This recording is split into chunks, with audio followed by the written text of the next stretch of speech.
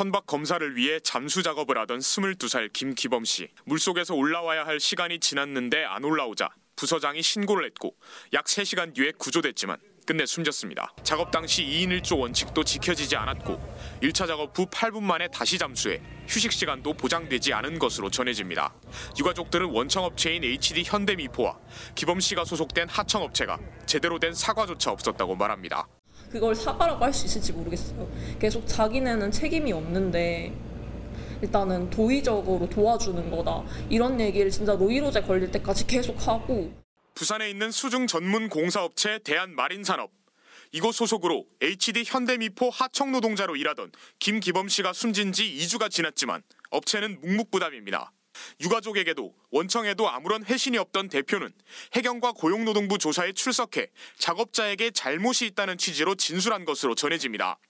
그리고 다른 잠수부들을 상대로 기범이 잘못으로 몰고 가야 산다며 허위 진술을 요구하기도 했습니다. 기범이 과실이 크고 우리 과실은 없게 교육이 돼 있다. 교육이 안 돼 있는데 교육을 했다고 그렇게 진술하라고 그렇게 말을 하고. 제대로 된 작업 경력도 없는 입사 한 달 차 다른 잠수부가 감시자라며 현장을 지킬 정도로 체계도 없었다는 것이 유가족 측의 입장입니다.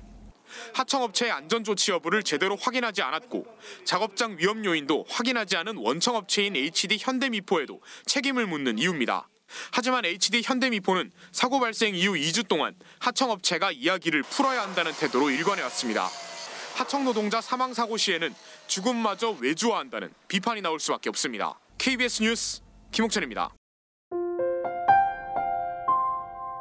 안녕하십니까. 저는 KBS 울산방송국에서 근무하고 있는 김옥천 기자라고 합니다. 제가 딱 2년 됐는데 처음 저도 이런 상을 받아보게 돼가지고 너무 영광스럽고, 딱 2년 전 이맘때쯤에 수습기자 생활 도와주시던 선배님도 계시고 또 그것보다 전에 인턴 기자 근무할 때 같이 좀 도움 주셨던 분도 계시고 한데, 제가 좀 동경하고 존경하는 분들과 함께 이렇게 이런 데 있다는 게 굉장히 좀 영광스럽고 좀 긴장되기도 합니다. 제가 이 사고를 처음 인지했을 때 쓴 단신 첫 문장이 어제 오후 4시쯤 20대 협력사 직원 A씨가 숨진 차 발견됐다.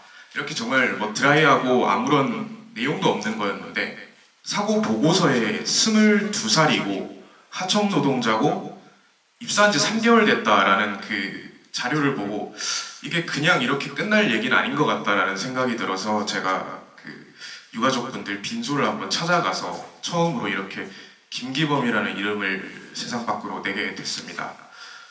취재할 때 힘들었던 점은 사실 지역 뉴스가 자꾸 사라져서 그게 제일 힘들었던 것 같아요. 이게 계엄 전국이다 보니까 오늘은 로컬 뉴스 없습니다라는 얘기가 많이 나왔어가지고 이게 다른 데서 먼저 하면 어떡하지 이런 걱정도 많고 했었는데, 이런 상황에서 우리가 어떤 걸, 지역에서는 어떤 뉴스를 많이 해야 될까 하면은 그냥 하던 거 잘 해야겠다라는 생각이 들어서, 울산은 특히 산업재해가 많은 도시다 보니까 놓치지 않고 열심히 하려고 했던 것 같습니다. 앞으로도 자주 뵐 수 있도록 열심히 노력하겠습니다. 감사합니다.